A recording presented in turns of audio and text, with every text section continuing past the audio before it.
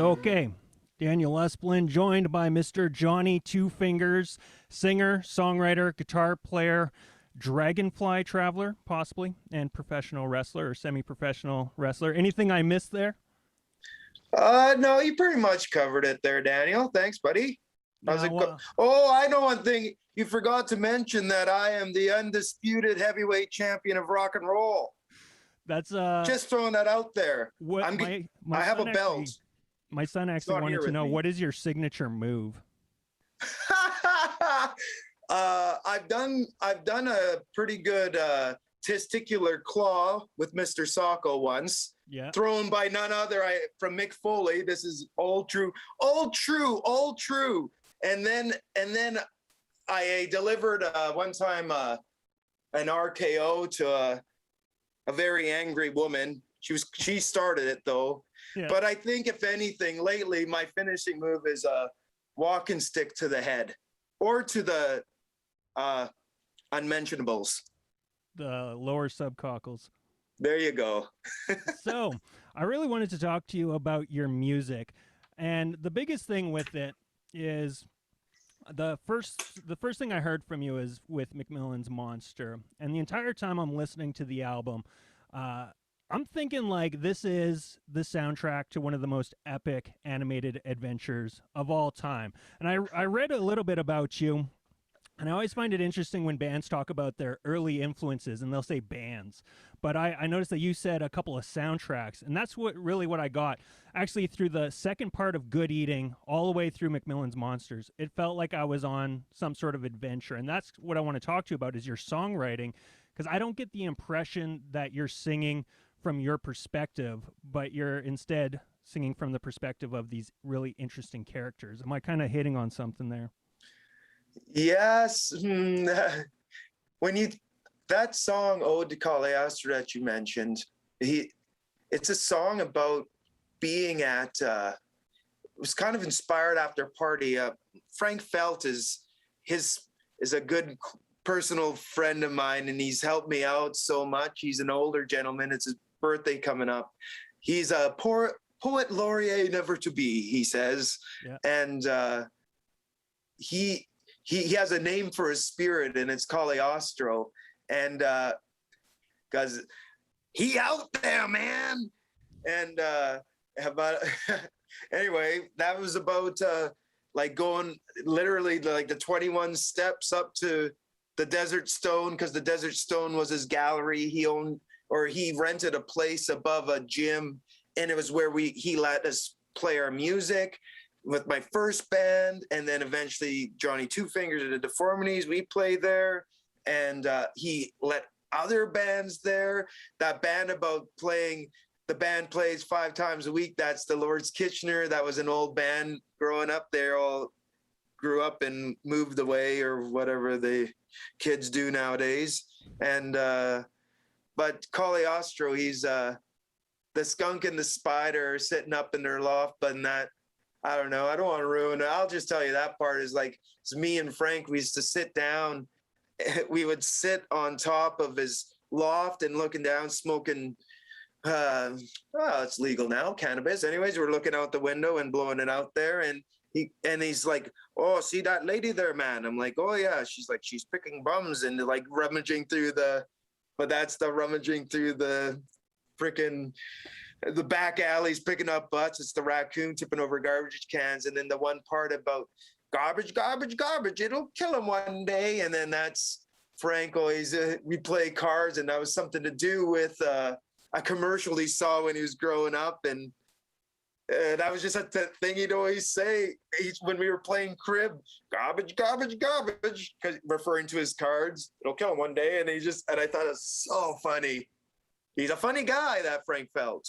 But even the way you're describing him right there reminds me a lot of how your lyrics are. You have so much to say in every single song, and you do describe things so eloquently, some great metaphors that are in there. And so are all of your songs, or a good majority of your songs, based off of something in reality, or do you kind of have like a place where you go where you kind of take on the characteristics of, say, a character? That's interesting. When I'm writing, I'm trying to think of something that's really something that I can believe, and I can think in the future, if I had to say this again in the future, would I still stand by it? And you know what I mean? It's got to be honest and true. So in a lot of them, when they're true stories, they're like kind of like, I guess I'm like even if it's just like a personal battle or something, trying to relate my thoughts to make it make sense the most, trying to be ambiguous, make it, but allow people to be, what's the word, taken in or make their own conclusions, make it mean something to them, but it was meant something to me too. So, well, and that's spiritual, you could say. I don't know, whatever. Well, some of them are just stories, though, but they're always from things that I love or something. Well, and that's kind of how it is with music. You like, as soon as it goes out there, it's kind of not yours anymore. But that's right. In your case, it seems like there's a lot of stories that are being told there. And the one thing that I actually noticed early on in your first album, Good Eating, you have a lot of, I don't know, like you're almost sharing your philosophical views on the world. And that actually holds true through all three albums that you've put out, where you have pieces here and there where you're talking about critical thinking and independence and kind of how you see the world. And is that something that you want to put out there, but you also kind of try to keep it safe a little bit, just so people don't get, because it is rock and roll and it is supposed to be fun after all. Yeah, exactly. Yeah, I know what you mean. I actually never really thought it, like you put it quite well, Dan. Like, yeah, I do kind of, I think like that it just helped me a lot, being a critical thinker, and not like, I'm an emotional guy and I can empathize with a lot of people. You know, I can empathize pretty good, and I'm pretty good at putting my thoughts into words. And, but I also know, like, it's important not to get yourself to, like, a lot of this is like, there's stuff in control of us and be in control of that, but there's other stuff you got to let go.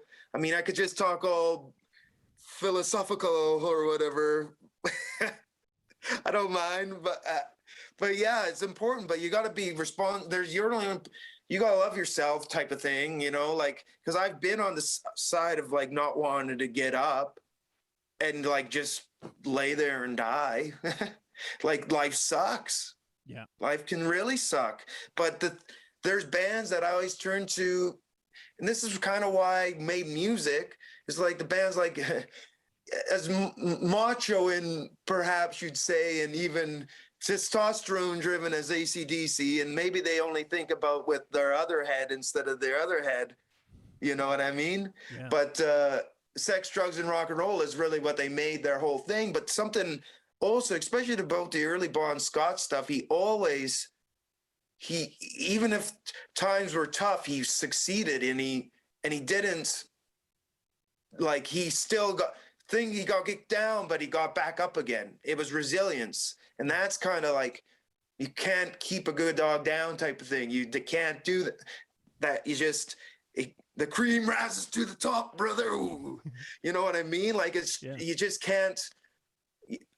I just feel so good doing what I do, and I don't know, like, but borderline, like, there's some sort of macho swagger in wrestling too, I understand, and whatever, but it's a performance, just about, like, part of it's fun because I love that stuff when I was little, so it's like, it's just my childhood coming out. I wanted to be a pro wrestler when I was a little kid, before I even wanted to be a rock star, I was going to say. I'm a glorified t-shirt salesman, really. Check out my Bandcamp at www.johnny2fingers.com. That's Johnny with the numeral 2fingers.com. Anyways, that's enough merch plug for today. But anyway, man, like, yeah, it's all about, like, I love performing, and that's the type of thing. And hopefully giving like a good message is like, to anybody out there, is just like, what's the point? Like, there's a point to like, it's whatever reason you give it, though. So you don't have to put too much into it. Don't get scared by that. It's just whatever you want. It's your own, as the saying goes, it's like, blank canvas, you paint whatever you want, however you want to look at it. You can make a bunch of weird loud noises like I do, but Well, and speaking of loud noises and resilience, I noticed like some of the other articles that were put out about you, people were talking about like how you had to overcome and be able to play guitar.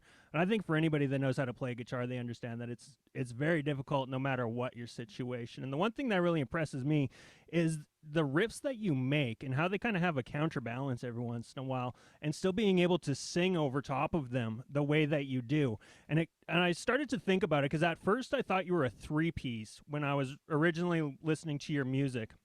And then I noticed like you actually had a lead guitar player, and there really isn't like a huge like difference from album to album in guitar chops. So like my question in that regard is how much of the riff are you really like trying to get out there compared to being able to sing? Like, what is your thought process behind that, and kind of where does it come from first? Are you a lyrics first kind of guy, or are you a riff first kind of a person? interesting. Yeah, I'm usually. Oh, wow, that's a that's a good question there, Daniel.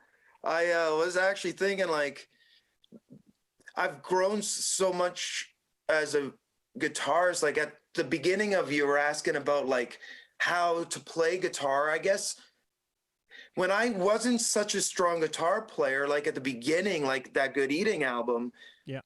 you're right. That was a four piece. There was another guy who played guitar. I actually played bass mostly on that album too. But he played a few leads on that one. And like at that point, I was using like a different pick. There's a whole evolution of that pick thing. The first one, McMillan's Monster, is a tribute to Dan McMillan, who made, he had a dream, and this is not BS. He was a coworker, and he said, I had this dream, and I presented you this pick thing, and it's like hooks to your wrist, and it's, and or whatever. I'm like, and I gave it to you, and you could play guitar. I'm like, sure thing, buddy. And then but he was true to his word. And then he's like, Johnny, I come over, and he came, and I did, and he showed me this thing. It was made out of a milk jug, and it was attached around my wrist, and it kind of went down like almost like a cut out of the milk jug as a fishing hook. It was attached with Velcro. And I looked at it, and I knew that wouldn't work, but it was those were the right parts. So I shrunk it from a wrist thing to a finger thing, and through multiple variations from on top of the finger to underneath. Originally, it was because I have fingernails, and I thought I always play with my fingernails, so I want to replace my fingernails with a pick instead of them, so they don't rip off and bleed. Because when you're ripping on a guitar with the plastics, with those metal strings, and to get that tremolo sound, it's hard to do that with your nubblies because they'll just bleed. Or I don't have enough fingers to do it like this, finger picking, because I have two on my right hand for anyone who's just listening. So anyway, as time progresses, like I ended up getting this thing, and this is how the albums progressed too. It's my ability to sing and play at the same time got better. To see the growth of what I've done, those albums are like almost night and day. And the last EP that I put out, the Built to Rock and Roll one, that was all me on guitar. Whereas the other ones kind of had guest appearances from other guitar players, and like TV Eyes was the bass player, Brett Mackay. He used to play in that band called Lord's Kitchener, but that's how all those scenes, I mentioned them before. And they used to play Frank's, right? Yeah, so yeah, it's just how everyone's that scene around Moose Jaw there, how we helped each other out, So was there a little bit of apprehension when you had to go it as the sole guitar player with Built to Rock and Roll, or were you just like, no, I'm ready for this? Oh no, I like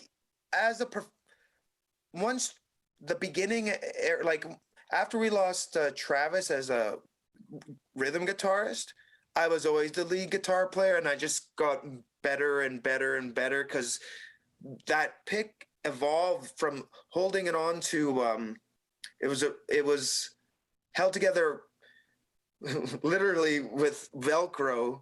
I had a pick, I drilled holes in it and I super glued it and I sewed it onto a little like milk jug thing that went underneath my finger, I guess. Yeah, oh, nah, use the camera, John, use the camera. So it goes like that.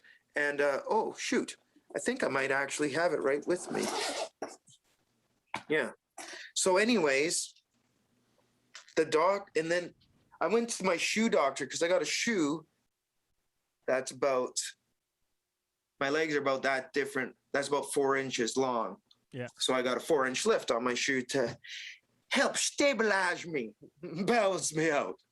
And this thing, I showed him this thing that was made out of milk jug and stuff.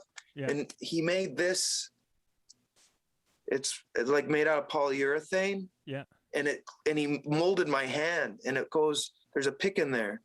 It used to take me 2 hours to make one of those Velcro ones that I did on my own. Yeah. This thing I can pop a pick out as long as I have this shell. Yeah. It just goes right on. I tape it on with vet wrap. It only sticks to itself. Yeah. It's for animals when they break their leg. It's amazing. And then once I be able to do that, I didn't have to ever work. Imagine if you lost your pick while you're playing your instrument and you couldn't readjust it. Well, now it's always in the same spot. I know exactly where I can stare you in the eye while I play. I can sing now with knowing I know how to play it. I've had to change the way I play, like guitar playing,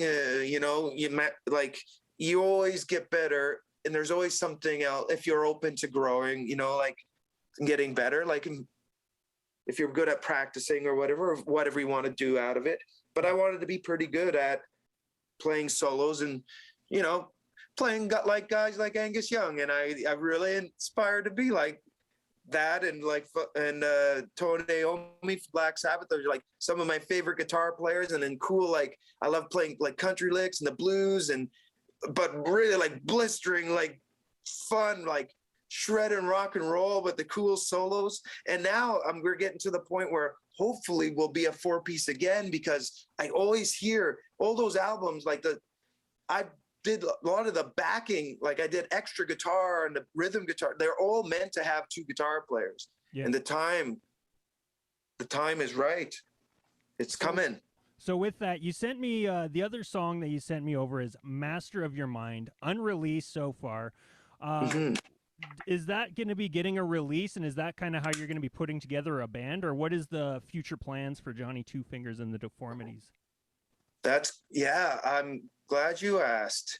That album was supposed to come out in 2019, and due to one of the bass player we were with, he broke his ankle, then he broke his mind, and then he dropped out of the band when we had a pretty good thing going, and that kind of delayed things. It was like I was looking into touring Europe, and then the next week I found that out, and it was like back to square one. Yeah. Anyway, 2020, I thought it was going to be the year, and then we all know what happened. So I originally wanted to tour with it, but it's like, it's time. Like I'm ready to get it out there because I've got demos and stuff of other songs that I want to release. So I'm thinking about in October, because we've done like early things because I've had it forever. I've been selling at shows once in a while, like have limited amounts type of thing. Yeah. But now it's like, I'm going to put it out there, put it on the YouTube, some of the songs, get the music videos out there, start doing the promo train, as they say. And then I guess it's starting with you, buddy. Well, that's perfect. So is it going to be a full-length album, or is it another EP? I think we broke the threshold of it just being like, it's like 3 minutes longer than an EP, so it's a LP, baby. That's perfect. And then the one last thing I want to ask you, just in regards to putting out albums, is like you do the artwork, you're selling CDs. How much are you thinking about putting out a complete album compared to just throwing songs together and trying to figure out the order? Yeah, I don't know. I guess I'm kind of old school. I mean, when I consider, or I guess really back in the first era of music, it was all singles, right? So if I'm going really old school, I'm not that old school. I'm like a little new. I'm more like 70s, I guess. Yeah, you're mid. But it's like the idea of putting out like an album's kind of like a book. Yeah. But I know like guys like Weird Al, he says he's never going to put out an album again. But he's a funny guy. Like he's a different thing, you know. You know, I don't know. Like I feel like I have enough material for at least something similar. I've got enough songs to probably do another album. So it's just a matter of, for this Time Child one that'll be coming out there, it'll be I hope to, like, the producer that we worked with his name's Ian Blurton. He's like he's kind of like an underground Canadian rock legend. He's literally got a Wikipedia type of thing. He's been around for decades. I couldn't even figure out how old he was. But he had a Wikipedia so we could find out. He was like, I'm like, are you 25 or are you 100 years old? Like, he's got this long Gandalf beard and super dry. But he had this, I felt like working with a real producer for once in my life. Like, I just sat there. He's like, play through this, and he knew exactly what I wanted. I just had to play guitar. He helped arrange some of the songs, layered the voices. There's way more production on that album, on this upcoming album, than any of the other ones, without it being like too much, you know, like it's still really raw. It was recorded very quick while we were on tour. We did all the bed tracks live, and some of the lyrics were literally wrote on the spot. And there's some of the best spots, like even like listening to it, it's like I got goosebumps going right back there. It's like, how, like, because we wanted to and we did it and it was good. I think it's far the most mature of, like, just like sonically out of this stuff that we've done, because he treated every song as it's its own thing. And even the approach of how he just let us record, like, it's tapes. We're not using real tape, it's digital, so it's free. So he just let us record. We recorded till we got that one cake. He didn't stop us. He just like, that's not it, do it again. And he was all about doing it again instead of fixing it in the computer. Yes, Ian, I love you. Ian Blurton, if you hear me, I love you, man. That's so awesome. And that kind of brings me to the last thing that I like to do with these interviews is to shine the spotlight on someone else that's killing it in the music scene. And so do you have anybody that you would like to give a shout out to, that band, whatever, that you think is just top notch? I would love to. There's our most recent bass player. His name is Adrian Dyer, and he's honestly the best bass player I've ever played with in my entire life. And on top of that, an incredible performer. He's dripping sweat when he was playing bass with us. Just such an energy. He just makes you feel alive by looking at him. He's incredible and amazing, and I don't use those terms lightly. And not only that, he's a genuine, beautiful. I love that guy to death, and he's so mature for a younger guy. Handsome, ladies. Anyways, he is in a band and he leads it called Moontan from Winnipeg. They're kind of like they have a big Rush influence, sort of funky. Him and his other buddy, or his guitar player, Brady Mitchell, is just he's a virtuoso himself. You know, they're kind of inspired by it's like that 70s rock. It's got the moon face paint. And at least they did. They're like intergalactic funk rock and roll, super loud though, big amps. And his voice is like he can sing like Robert Plant, but like Geddy Lee, but he sounds better than Geddy Lee. Is like really like can hit those amazing high voice things. One time we did a cover with them, and I played rhythm, and Brady was playing the lead, and Adrian was playing bass, and he was singing For Those About to Rock by AC/DC. Dude, I've always wanted to play that song live, and I can't sing that song. Not like Brian Johnson, that incredible, and but not like how Axl Rose sings it like an opera. It was like, but he didn't sing it like Brian Johnson, but he sang it like him with the balls and the tenacity and the intensity, and with but the pitch was way up there. I can't do it. I'm embarrassing myself. But I was singing the background and about to rock. And you could almost hear the explosions in the background, even if they weren't there. That was cool.